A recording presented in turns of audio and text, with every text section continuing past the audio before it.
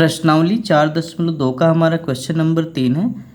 ऐसी दो संख्याएं ज्ञात कीजिए जिनका योग 27 हो और गुणनफल 182 है। ठीक, हमें दोनों संख्याएं नहीं पता है। ये कह रहा है कि दो संख्याएं हैं जिनको जोड़ने पर 27 आता है और गुणा करने पर 182 आता है। तो हमने ये क्वेश्चन क्या किया है, नोट कर लिया है। अब हम इसे क्या करते हैं, हल करते हैं।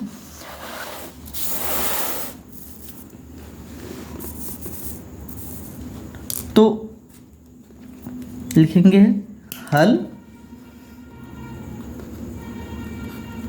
ठीक, क्या कह रहा है कि दो संख्याएं हैं, ठीक, जिनको जोड़ने पर 27 आता है। तो हम मान लो पहली संख्या और दूसरी संख्या, ठीक, दोनों को क्या किए, जोड़ लिए। तो कितना आ रहा है, 27। ठीक, हमें पहली संख्या मालूम नहीं है, तो हम मान लेते हैं कि माना पहली संख्या कितनी हो गई, x है। ठीक, तो दूसरी संख्या क्या होगी, यहाँ लिखेंगे पहली संख्या की जगह पे x हो गई प्लस दूसरी संख्या। ठीक, दोनों को जोड़कर कितना आ रहा है, 27 आ रहा है।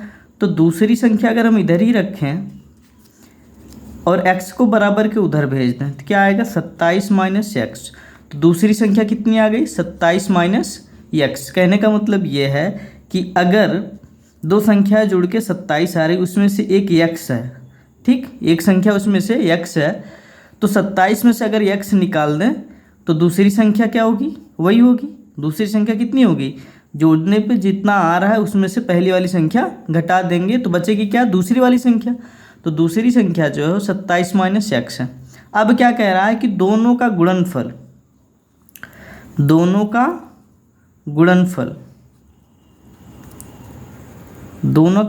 कितना है, वो है 182। दोनों का गुणनफल कितना है, 182 है। तो दोनों का गुणा करते हैं। पहली संख्या कौन सी है, ये है x, ठीक, गुणे दूसरी संख्या 27 माइनस x।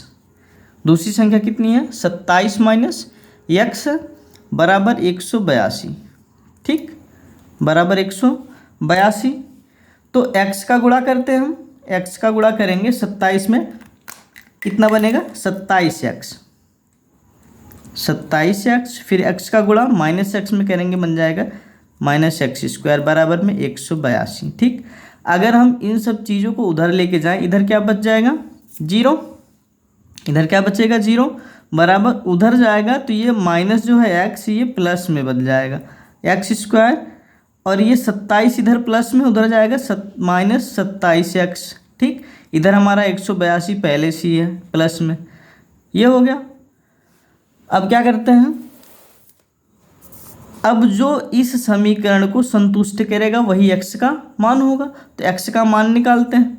तो x का मान निकालेंगे तो x का मान निकालने के लिए इनका गुणनखंड करना पड़ेगा।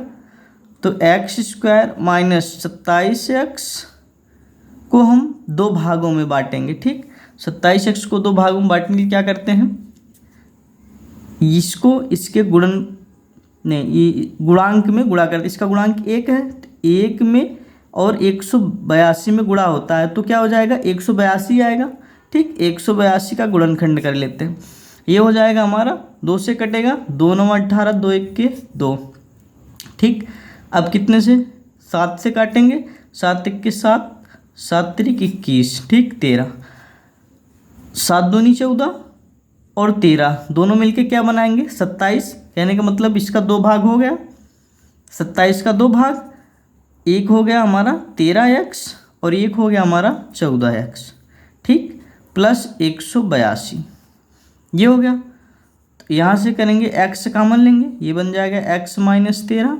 यहाँ से माइनस 14 कॉमन लेंगे, ये भी बन जाएगा x माइनस 13।